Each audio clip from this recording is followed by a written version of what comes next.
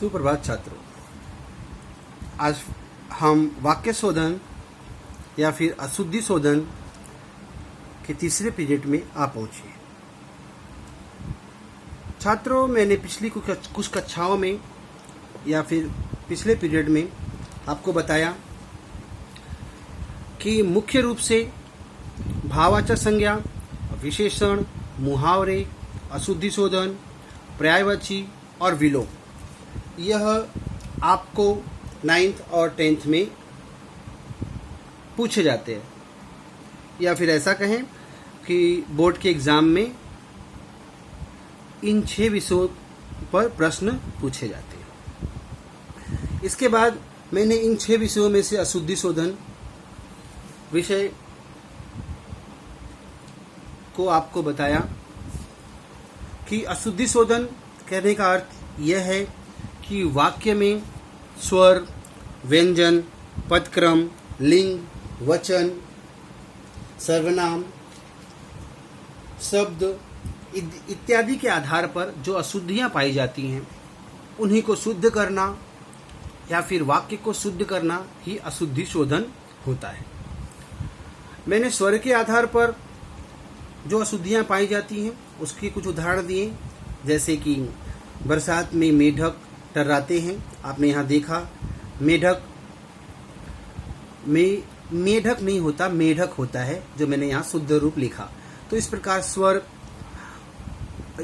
स्वर और व्यंजन की अशुद्धियां पाई जाती हैं।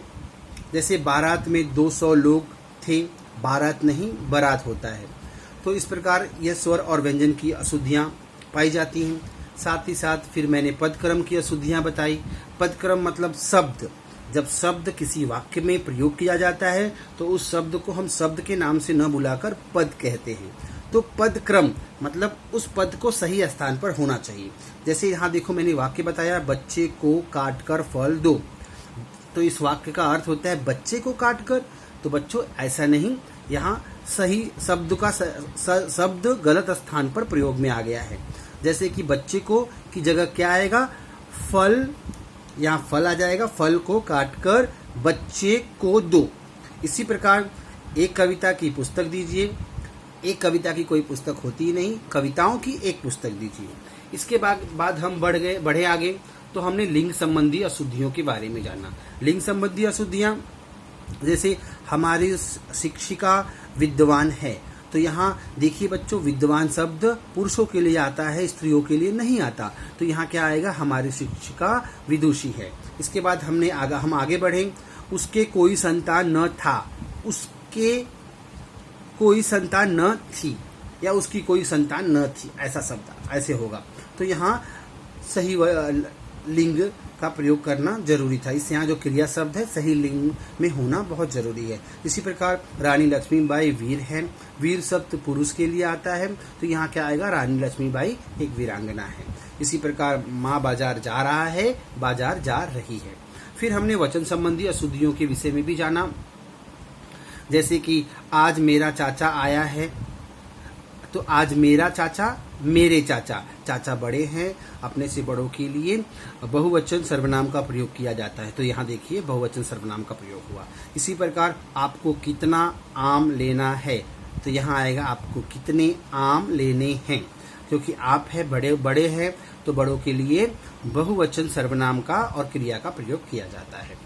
इसी प्रकार रोगी का प्राण निकल गया, रोगी के प्राण निकल गए। प्राण बहुवचन शब्द है, इसलिए उसके साथ जुड़ने वाली क्रिया भी बहुवचन होगी। तो इतना हमने पिछली कक्षा में जाना। अब हम आगे बढ़ेंगे, हम जानेंगे कि वचन संबंधी अशुद्धियां, सर्वनाम संबंधी अशुद्धियां किस प्रकार से होती। तो छात्रों, अब हम सर्वनाम संबंधी अशुद्धियों को जानेंगे।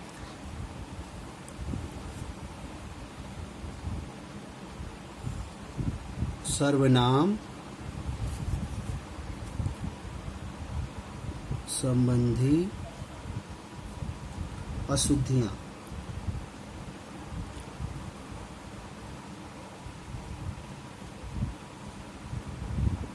सर्वनाम संबंधी अशुद्धियां कहने का अर्थ है कि गलत सर्वनाम का प्रयोग हो जाना।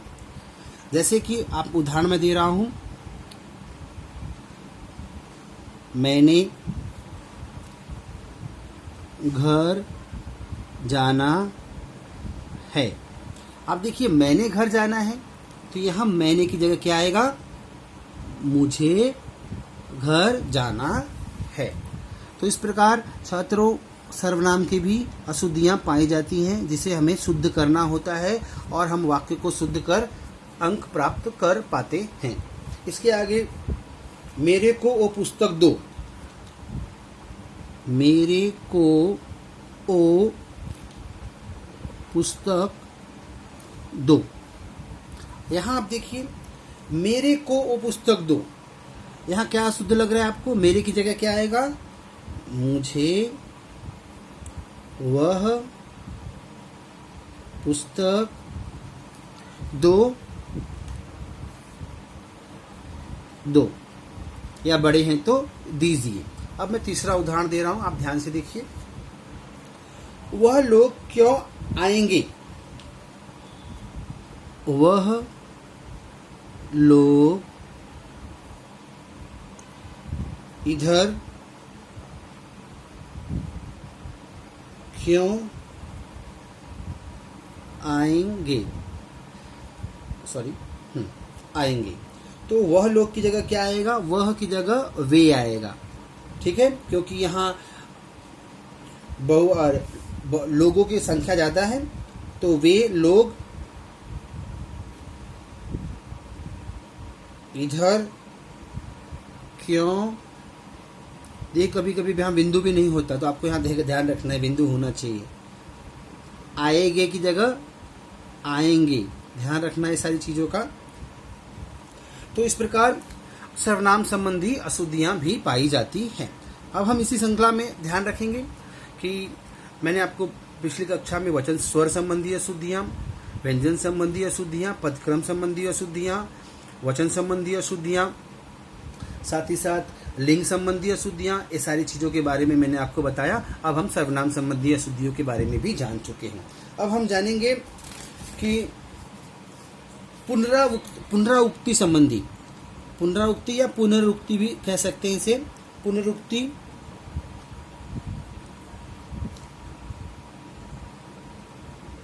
संबंधी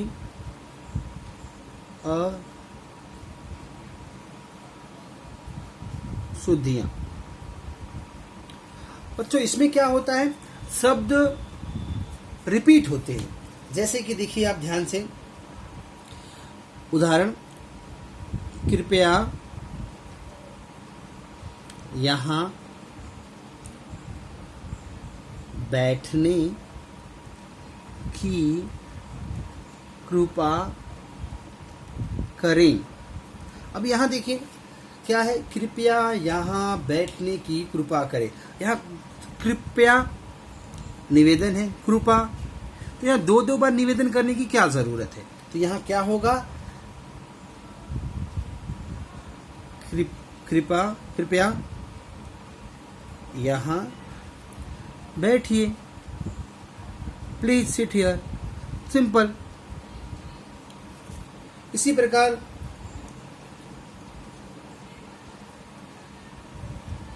जल्दी वापस लौट आना। यहाँ देखिए जल्दी वापस लौट आना। अभी वापस और लौट दोनों शब्द एक ही शब्द है, तो यहाँ दो शब्दों के प्रयोग की आवश्यकता ही नहीं थी। तो यहाँ क्या होगा? जल्दी लौट आना। तो इस प्रकार कुछ शब्द बार बार प्रयोग में आते हैं, जिसको हमें ध्यान रखना है कि ऐसे शब्दों के प्रयोग से बचा जा सके, और ऐसे शब्दों को हमें ढूंढना है और उसकी अशुद्धियों को निकालना है। और छात्रों तीसरा एग्जाम्पल देखते हैं। मैं सप्रमाण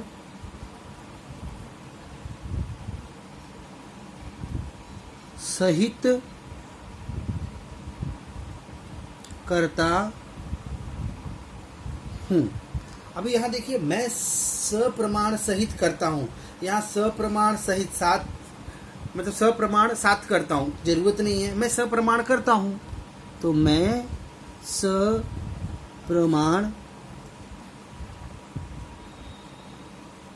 करता हूँ, साधारण हो गया। इसे जरूरी नहीं कि इस तरह से घुमा फिरा के प्रयोग में लाना। तो इस प्रकार की कुछ अशुद्धियाँ आपको पाई जाती हैं। इसके अलावा और कुछ अशुद्धियाँ हैं जो मैं आपको बताने जा रहा हूँ।